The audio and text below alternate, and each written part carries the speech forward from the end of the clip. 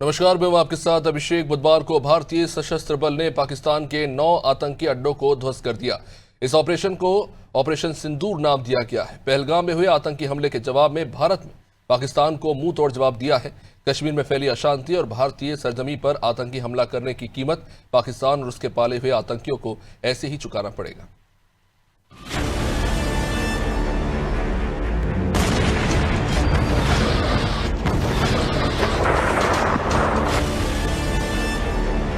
पहलगाम हमले के 15 दिन बाद भारतीय सशस्त्र बल पाकिस्तान में घुसकर आतंकियों के ठिकानों को ध्वस्त कर दिया, जिसे ऑपरेशन सिंदूर नाम दिया गया है।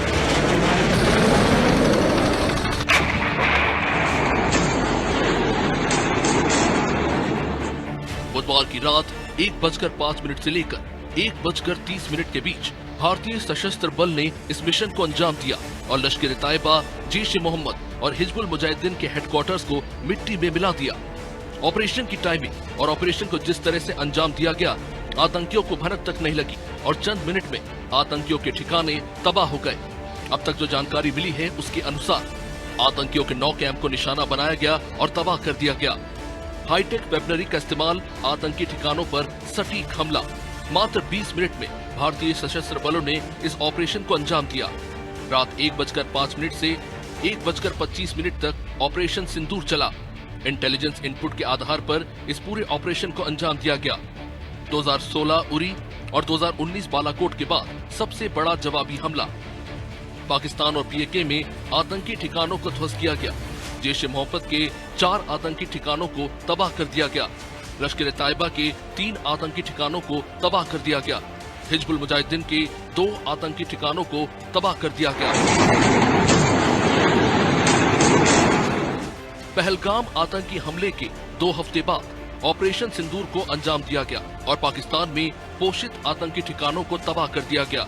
ऑफिशियल स्टेटमेंट के मुताबिक बेहद सटीक तरीके से इस पूरे ऑपरेशन को अंजाम दिया गया। भारतीय सशस्त्र बलों ने अब से कुछ समय पहले ऑपरेशन सिंदूर संचालित किया, जिसके तहत पाकिस्तान और पाकिस्तान के अवैध कब्जे वाले जम्मू कश्मीर में आतंकवादियों के ठिकानों पर हमला किया गया। ये ऐसे चिन्हित स्थान है जहां से भारत के खिलाफ आतंकवादी हमलों की योजना बनाई गई और उन्हें निर्देशित किया गया। कुल मिलाकर 9 ठिकानों को निशाना बनाया गया है। भारत की ये कार्रवाई केंद्रित, नपी तुली और बिना किसी उकसावे वाली रही है। इस दौरान किसी भी पाकिस्तानी सैन्य प्रतिष्ठान को नुकसान नहीं पहुंचाया गया है। भारत ने अपने लक्ष्यों के चयन और उन्हें निशाना बनाने में काफी संयम दिखाया है। ये कार्रवाई पहलगाम में हुई बर्बरतापूर्ण आतंकवादी हमले के जवाब में की गई है। इस कायराना आतंकी हमले में 25 भारतीय और नेपाल के एक नागरिक की हत्या कर दी गई थी। भारतीय सशस्त्र बल इस प्रतिबद्धता पर खरे उतरे हैं कि आतंकी हमले के लिए जिम्मेदार लोगों को जवाबदेह ठहराया जाएगा। सुप्रभात देवियों और सज्जनों, मैं कर्नल सोफिया कुरैशी और मेरे साथ विंग कमांडर व्योमिका सिंह आज आपको 6 से 7 मई 2025 की रात 1:05 से 1:30 बजे के बीच भारतीय सशस्त्र बलों द्वारा अंजाम दिए गए ऑपरेशन सिंदूर के बारे में जानकारी देंगे। ऑपरेशन सिंदूर 22 अप्रैल को पहलगाम में हुए विभत्स आतंकवादी हमले के शिकार मासूम नागरिकों व उनके परिवारों को न्याय देने के लिए लॉन्च किया गया था। इस कार्रवाई में 9 टेररिस्ट कैंप्स को टारगेट किया गया और पूरी तरह से इसे बर्बाद किया गया।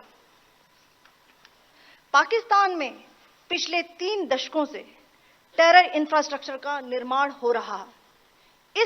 इसमें recruitment, indoctrination centres, training areas व लॉन्च पैड शामिल थे, जो पाकिस्तान और पाक अधिकृत जम्मू कश्मीर POJK दोनों में फैले हैं। मुंबई आतंकी हमले के बाद पहलगाम में हुआ ये सबसे बड़ा आतंकी हमला था, जिसमें 26 लोगों की गोली मारकर हत्या कर दी गई थी।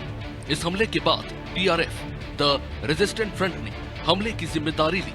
इस आतंकी हमले से जुड़ी इंटेलिजेंस रिपोर्ट में ये बात सामने आई, पाकिस्तान से आतंकियों के साथ किस तरह से कम्युनिकेट किया जा रहा था, जिसके बाद भारत ने इंटेलिजेंस इनपुट के आधार पर इन आतंकी ठिकानों को निशाना बनाया।